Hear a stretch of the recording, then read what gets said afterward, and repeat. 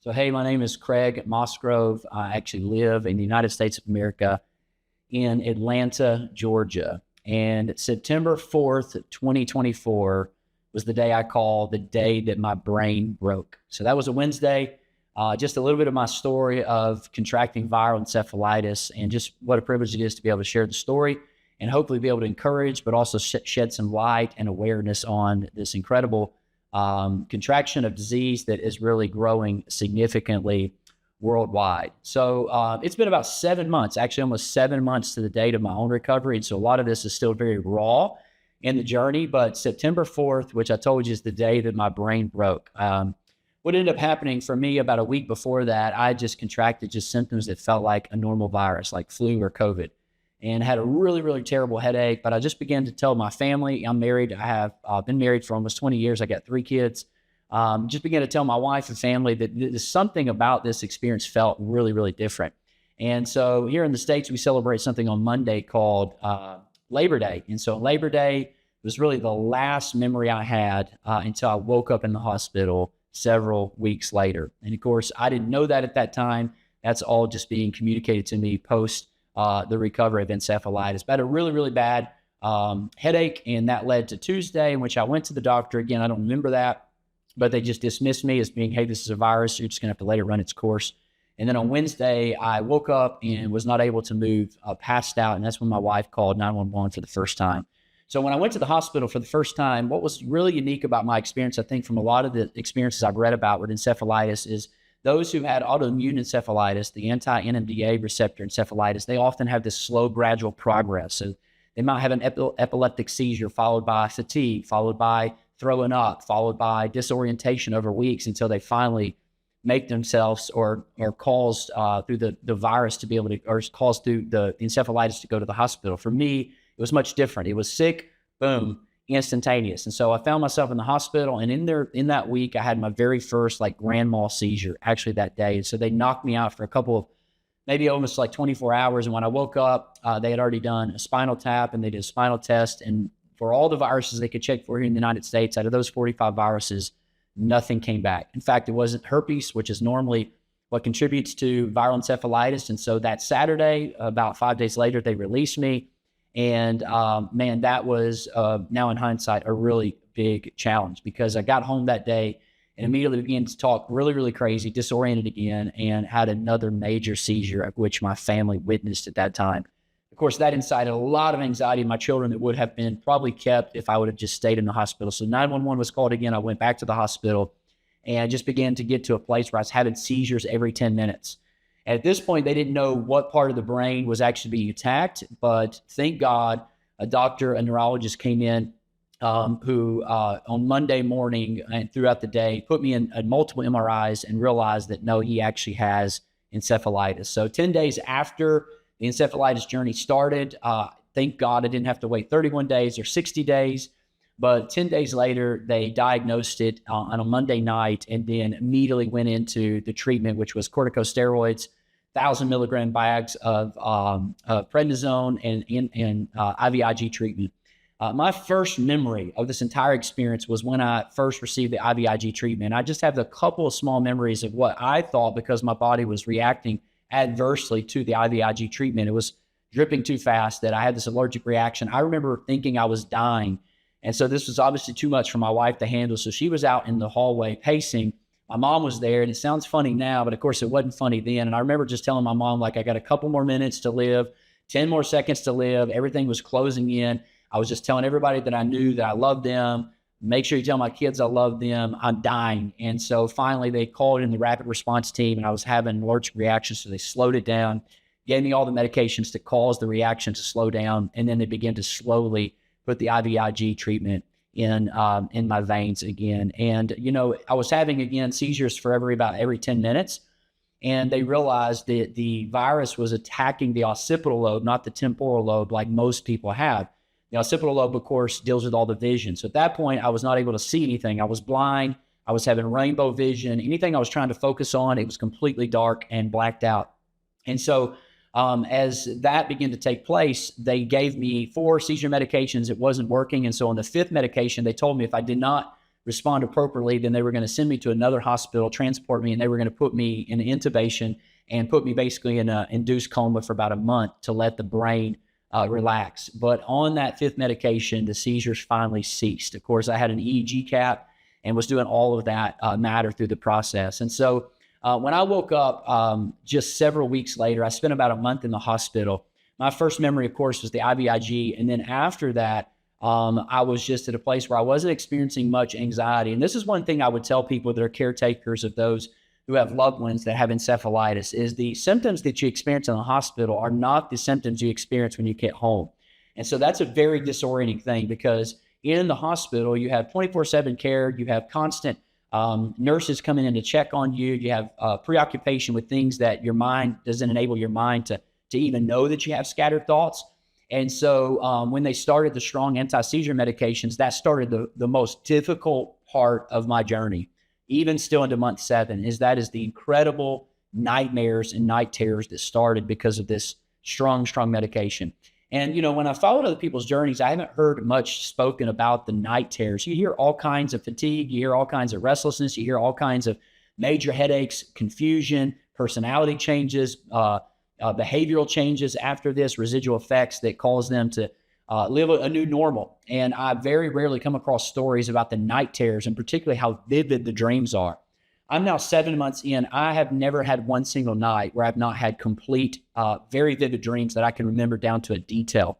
And that is all 7 months, every single night. Most of that, I think, is induced by a changed brain, but a lot of that by medication. And so I remember waking up in the hospital and getting better, and thank God I began to respond accurately or appropriately to the IVIG treatment and then also the medications. And so I began to get better. And so it was great news. But I remember waking up and having aphasia and being very difficult to speak. Of course, I didn't see a phone, and had to learn again how to walk. That was a big thing, a really, really scary thing with physical therapy. And then on my day of dismissal or discharge from the hospital, I came home. I did not know where my home was. I couldn't picture where my home was. I couldn't pull names of people. And I'll talk more about this in a minute, but as a profession, I'm a pastor. I'm a Christian pastor. I'm a believer in Jesus Christ, and have been a believer in Jesus Christ, a follower of Jesus Christ for much of my life. And so I couldn't remember the names of folks that I love so dearly. Of course, I remember my wife and my kids' names, but I walked into my house and it was like unbelievable. I'll never forget that day. Where is the kitchen? Where are utensils? What's going on in life? And then from there just started crazy anxiety. Much of that was probably prednisone, because I was on it for 30 more days. And I just didn't sleep at night. I mean, I was up like every 15 minutes. I would fall asleep for 15 minutes and I would wake up, and then I'd have to use the restroom. And I was so thirsty, so I was drinking so much water. And because the fatigue began to set in that process, I would want to take naps throughout the day. And I would tell you, if you are in recovery mode, to sleep as much as your body wants to sleep. But for me, I got so scared to sleep because I had such night terrors, and because when I would wake up, I'd be more anxious than I was when I went to sleep. But in recovery, you want to do this resting and pacing. So you want to pace yourself, but when you feel worn out, you need to rest. And for me, I had grown up life before encephalitis with such a passion for the brain. Ben Carson was like my first hero as a child, which was one of the great neurosurgeons here in America who separated conjoined twins. And so I was always fascinated with the brain, but I never knew I would have to go through encephalitis to actually even be more passionate about the brain.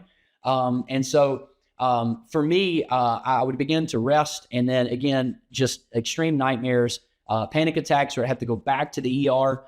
There was such a depersonalization where you were disoriented because you'd lived life for so long, for 38 years, and now you're imprisoned in your new body. And one of the most frustrating things of the whole experience was that encephalitis is an invisible disease to the people outside of you. So they begin to say to you, oh, you're back to the old you. And that is very, very one of the worst things you hear, because you're not the old you. You are a changed person. There's nothing internally that feels like the old you. And people will say that in ways to try to encourage you. But your healing journey is like 3 steps forward and 2 steps back. And so though the trajectory is winding upward, it doesn't just go straight upward. It plateaus. And sometimes you take 3 steps forward and 4 steps back. And so I just try to tell people that I encourage even now, just take one day at a time. Just have grace. For me, it was hard to have grace for myself. It's easy to have grace for others. and to be patient with myself. Other people pull back in the recovery. For me, social interaction mattered. And so I told you I was a pastor, so I probably should not have jumped back into the church experience so quickly, but I could not stay isolated. Social interaction was so important for me in that journey. Good nutrition. So I was taking turmeric to try to get swelling to go down in my brain, to have good doctors, to be, if you're a caretaker, be a good advocate, because you're your own best advocate when you meet with physicians, to just have time, not 5 minutes with the doctor, but to talk it out, to get understanding, to not chat GPT everything, to not go to WebMD on everything, but to actually engage with a doctor who knows what's going on in your life. The other thing that helped me was a daily diary. So when you're subjective to the suffering, you don't know how you're progressing day by day. So I would, it was very difficult for me to write because I had so much tremors. So I had to relearn like writing again, and I would try to write as much as I could. And then I was able to look back a month later and say, whoa, and there's been major progress, but you don't see that progress when you're in the moment subjectively. So I just encourage you to keep a daily diary, even if you have to dictate it to your phone or a recording device.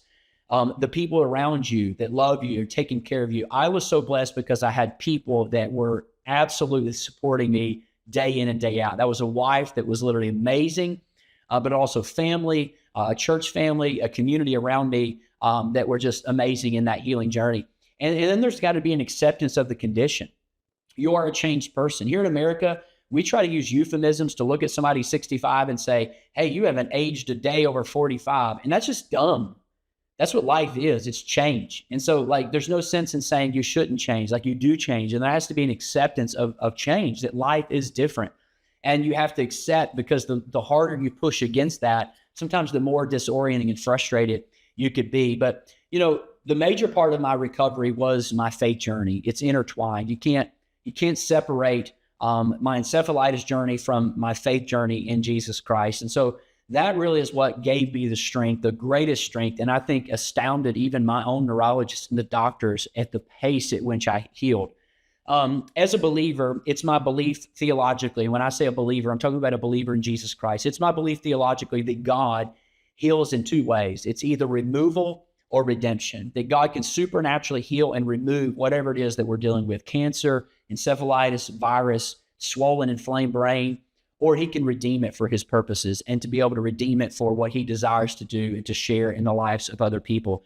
And the great physician, who I believe is Jesus Christ, he intends to use whatever we go through for us to partner with him and the Spirit of God's transformative power within us to receive that healing. And for me, from the beginning, my discernment was, God's not going to take this away overnight, but he's going to redeem that in my life. And so as I began to walk through that, one of our greatest scriptures in the Bible as believers is Psalm 23. And it's a prayer that essentially says, I'm going to live my life some days in green pastures and still waters, and other days I'm going to live my life walking through the valley of the shadow of death. But in either environment, it's Jesus's rod and staff that will comfort me, that he's going to walk with me through that journey. And in the most difficult of days, when I was trusting and believing God for restorative power and redempting power, it was the Lord that in that moment, I have things to say now on the back end that I could not have said in the moment because my brain was so scattered. Hindsight becomes 20/20. And the other thing I prayed for in that time frame is, Lord, just lengthen my days, out of Psalm 21, because I was like, God, I'm not asking for much, but I would like to see my children's children, and I'd like to really grow old with my wife. And because I was being assaulted so much by night terrors, there were moments where I didn't think, man, I would actually make it through this experience. And so I just began to ask God, Lord, just like give me the strength to lengthen my days, to let me really live through this. And I can sit here now speaking to you and giving reflections on my journey of suffering, but all of these I wouldn't have been able to give just even a few months ago. And so there would have been less and different things to speak to, because a big thing of my life is prayer. But there were days where I was so weak that I would have to have my wife pray over me, or I wouldn't have the ability to form like a sentence.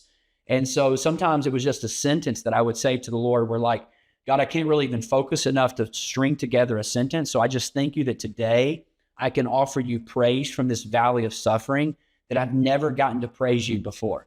Like I had never gotten to praise God from that valley of that Wednesday. And there's something very powerful about that I could praise God on high moments, but I could also praise God on that Wednesday that I was suffering and didn't think I would make it through that Wednesday. And I was planning my day by 10 minutes of survival. And there was something really powerful theologically and supernatural about that moment, that God was able to meet me in that moment. And I was able to praise God from that place. And I realized, okay, God, you're present to me, and I can praise you. And there will come a day one day, Lord, where I can articulate the ways that you were present to me. And if today's not that day, then I'm going to be okay with that. And as long as there's years in the future where I can reflect back on it and be able to use my story to help serve others, which that's why I'm sharing today, then for me, I'm going to be okay with that. Like, Lord, you're going to be able to use this. And so, if you've ever been to a really good movie before, I'm talking one that just like lands amazing, like the beautiful art. There are movies like you'll watch sometimes where like you're in the movie theater, and when the movie ends, there's a good like 5 to 6 seconds where nobody moves. And it's just like landing on people. Like, that was a beautiful piece of art. I just remember praying that, God, there's going to come a time where like I work through this experience and it's just going to land. And then people 5 or 6, seconds later get up and they go throw away their popcorn bags. And it's the type of movie you never really want to watch again. It's not like a rom-com film or Christmas movie you watch like 20 times. It's like you never want to watch that film again. And I remember in those moments is like, God, I'm asking you in this moment for a breathtaking chapter that I never want to live through again. But Lord, there have been treasures that you have taught me that I would never take back. And so though it was the most spiritually transformative time of my life, it was a time I never want to live ever again. And I'm still in that journey. I'm still having residual effects. What happens with encephalitis is you tend to grow really quickly in healing, probably about 90%, and then 10% residual. And so for me, even today, I'm still experiencing MRIs. I'm still experiencing visual disturbances where I have moments of blindness, where I have flashes, where I have rainbows that still appear, and those can incite fear and anxiety again. But the book of Isaiah says that there are treasures even in the wilderness. And so I began to say, God, I'm willing to walk through this wilderness, but I just want to haul out some treasures. That there are treasures you're going to give me in this story and in this wilderness season, that, Lord, I'm okay with walking through the valley of the shadow of death, but I want to come out on the other side with treasures to share with other people.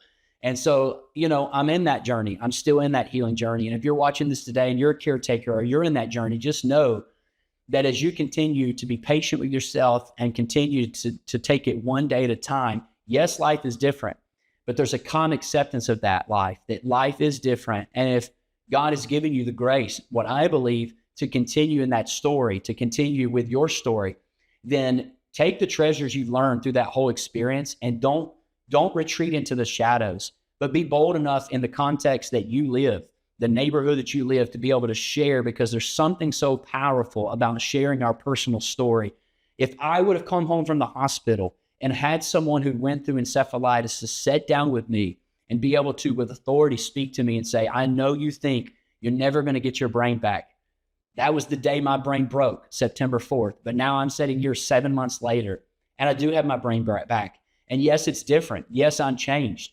But I would never take that experience back because it was so transformative. And if anything, I've come out on the other side with an empathy for people that I've never had before. It's an empathy that I don't have to manufacture falsely, artificially. I'm just able to slow down, be able to look at people that in their own story, in their own suffering, and be present to people in ways that I was never present to people before. So I just pray this is encouragement for you today. It's a little bit of a snippet of my story of coming through viral encephalitis. And if I can connect with you in any social platform or any email, I would love to connect with you. I'll share any bits of my story. I'll be a listening ear to your story and just provide encouragement in any way I can. So September 4th, 2024, Craig Mosgrove, the day that my brain broke, but I'm a living testimony that God can restore, God can heal. And you know what? Even though you're a different person, it's a person that ultimately God uses in redemption and redeeming and to encourage other people in their journey. So thank you for following along today. That's a little bit of my story.